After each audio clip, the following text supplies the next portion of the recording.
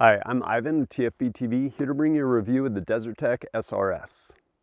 If you're unfamiliar with the SRS, this is their stealth Recon Scout. It is, at the heart of it, a bullpup design, bolt action. Bullpup meaning your entire receiver and everything is back towards the rear in the buttstock. Everything's located back there. And what that does for us is create a really small package. From the muzzle device all the way to the butt pad, we're looking at about 36 inches. Keeping in mind, this is actually a 22-inch barrel. As a test bed for my review of this rifle, I attended the Rock Lake Rifle Range 2-day Advanced Precision Rifle course. You can see a full review of that course over at kitbadger.com, but I ended up using that course as kind of an opportunity to ring out this rifle. By attending that course, I was able to actually see the performance of this rifle over the course of 2 days in about 300 rounds. And in addition to that, by doing something along those lines, you get forced into different shooting positions, techniques that you maybe otherwise wouldn't do at just the regular range. Consequently, you see where this shines or maybe some of its limitations. Being a bullpup, we have some kind of unique things going on. As I mentioned, pretty much everything's housed back here in the stock, the action, all that stuff, to include our magazine. Over here on the left side, you have a magazine release. Press that, you can drop this guy down or flip it over, ambidextrous, depending on how you're using it. In addition to that, while this is absolutely set up for a right-handed shooter, bolt throw, everything like that, you can actually swap this so you can have it left-handed if you so desire. Also back here on the stock, we have QD points on either side, should you be running a sling. And in addition to that, we actually have this monopod back here. If you take it and you pull out, it comes down. To bring it back in, you lift it out away from the rifle, press it back in. Not that fine of adjustment as far as each of these clicks, but once it's where you want it, you can actually fine tune it by twisting this either in or out, give you that kind of really fine adjustment. Did I use this? No. Depending on how you're using it, it can be handy. For trying to set up and take quick shots, not really that useful. Depending on you and your build, you can add or remove spacers, giving you a longer or shorter length of pull. And in addition to that, you can go ahead and adjust these Allens to either raise or lower the cheek piece, depending on what you're looking for. Being able to give you a really custom fit to you so that as soon as you shoulder the weapon, get down on it, you're all lined up, good eye relief, all that stuff with respect to your optic. Our controls on this are slightly different. On both the right and left side, you have your safety selector. Simply slide it forward onto fire, back onto safe. One thing unique about this trigger is you can actually set it as a 2-stage or a single stage. And when we slide this guy onto fire, right now it's set up as a single stage. It's actually really crisp and clean.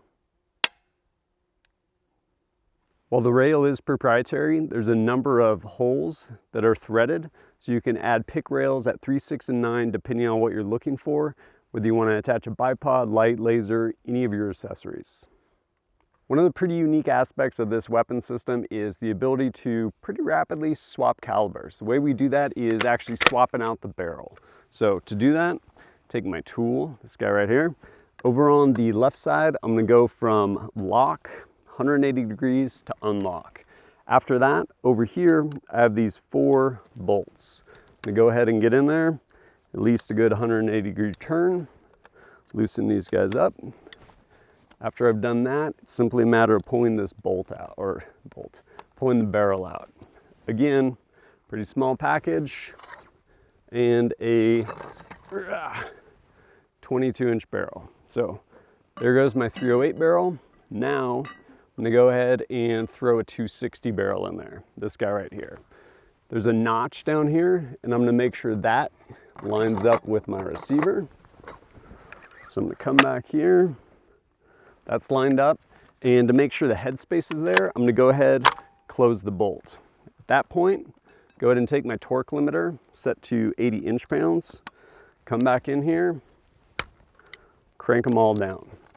Once this is done, just these 4, I say just these 4. It's actually quite a bit of contact it's making, but I'm gonna go ahead, finish cranking these guys, and then on the other side, once I've done that, get over here, back to the, bam, lock position. At this point, I've now taken my 308 and converted it to 260. If for whatever reason I was going to be going up, you can put a 338 Win Mag, or I'm sorry, 338 Lapua Magnum or 300 Win Mag barrel in here, whatever you're gonna do. Ultimately though, pattern size for the magazine, this fitting your 260 or 308, basically it's still a really big pattern. So we can swap all these different barrels, calibers, go up to something really big. Still, magazine is gonna have the same footprint, so it can fit everything.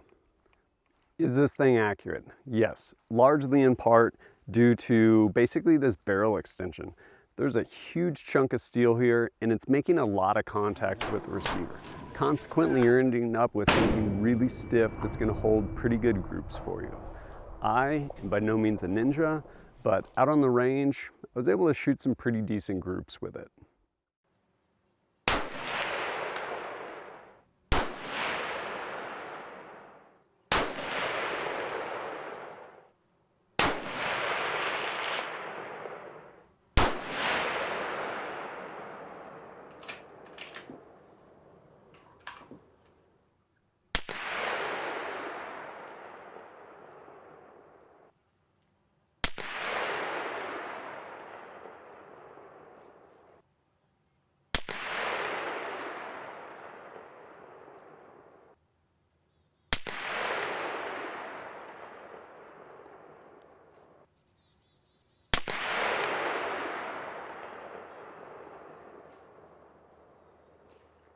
Of course, beyond putting some holes in paper at 100 yards, how's this thing do? Well, that 2-day precision rifle course gave me the opportunity to stretch this guy's legs. Out at Rock Lake Rifle Range, steel starts at 250, goes out to a mile. Keep in mind, shooting a 22-inch barrel, 308. Gold medal match, second day I think I was shooting LR 118. Did really well for me. As long as you're doing your part, this thing's gonna give you results. Part of day 2 kind of culminated in this safari shoot, and 1,240 yards, there was a life-size steel elk. Within it, about 1 foot by 1 foot, kind of lung area. Cranked my elevation on my optic, got behind it, held dead center, broke my shot. Right off the front of it. Had my wind hold, basically kind of holding on its tail, broke my second shot, dead into the vitals. Did I get lucky? Chambered another round, again held for wind, broke that shot directly into the vitals. Really impressed with the accuracy. If you do your part, this thing will absolutely perform. Of course, being a bullpup, this platform absolutely presents its own unique set of challenges. For one, being able to keep on the gun and run the bolt at the same time, for me personally, pretty difficult. This thing ate my lunch at times, especially when you're getting into some kind of unconventional shooting positions, stuff kind of geared towards PRS and stuff. This thing actually gave me a lot of trouble. Some of the problems and difficulties I ran into running this, were they problems with the operator or problems with the weapon system? Yes. This can absolutely be difficult to run if you're used to running a conventional bolt action. The manual arms changes. Getting used to keeping down on there, being able to run that bolt, definitely takes some getting used to. But this also doesn't lend itself to kind of a lot of different shooting positions, especially kind of in the PRS world. For one, when you're trying to build up a good shooting position using a rear bag, can be difficult in that you have a lot going on back here. Start to run the bolt, run into your rear bag or the magazine coming down, putting pressure on different stuff, can be kind of hard. The other thing, which was absolutely difficult, is trying to be able to run the bolt quickly and efficiently while shooting some pretty cool positions, i.e. from tripods, getting out there, getting really stable, being able to load basically a tripod leg with the rear of your rifle. But as soon as you'd break that shot, then you'd have to break your entire position to be able to run the bolt. Thing ate my lunch in that position. Really difficult. And there were a couple other ones where just the ergonomics of it didn't really agree with me. While I can appreciate in part the magazine design is what allows you to be able to swap all these different calibers, it's also kind of a hindrance. It's a single stack magazine. This right here is their 10 round magazine. Because of how big it is, it makes creating a really solid position using rear bags really difficult. In addition to that, for whatever reason, this thing was not doing it for me. Kept running into problems. Basically, it wouldn't seat kind of fully and it would keep dropping out on me. Sample size of 1, I don't know. A lot of problems with this 10 rounder. The other magazine, being 6 rounds for 308, did flawless for me. Never really felt like it locked up super tight, but didn't have issues feeding or removing it, keeping it in there, anything along those lines, comparatively with this 10 round magazine. Is this rifle for everyone? I don't think so. In part, manual of arms it's pretty difficult. It takes some getting used to. Once you learn it, I'm sure it's incredibly fast, but I think moving back and forth between platforms be pretty difficult. Not super intuitive. In addition to that, I don't feel you can move really rapidly from different shooting positions. Think kind of PRS, something along those lines, but this thing does perform. It's absolutely accurate. Nice. Who do I think this would be good for? One, if you like this, buy it. Just because you like something, that is a totally valid reason to buy a firearm. Go for it.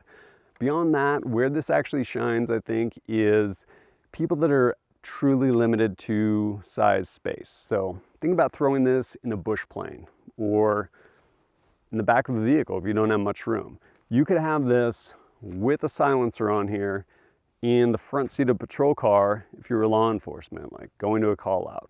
Pull this thing out of a trunk with a silencer already on it, straight out of the trunk, no issue, versus a traditional bolt gun with a silencer, like that's a giant unwieldy weapon system.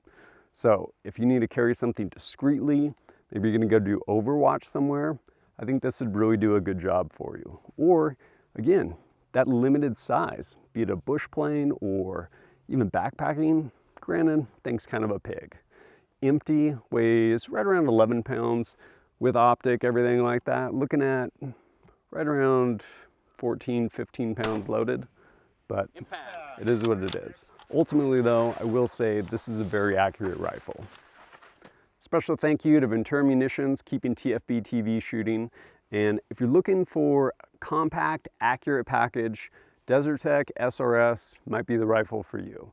If you guys have any experience with this, let me know down in the comments, and thanks for joining us at TFBTV.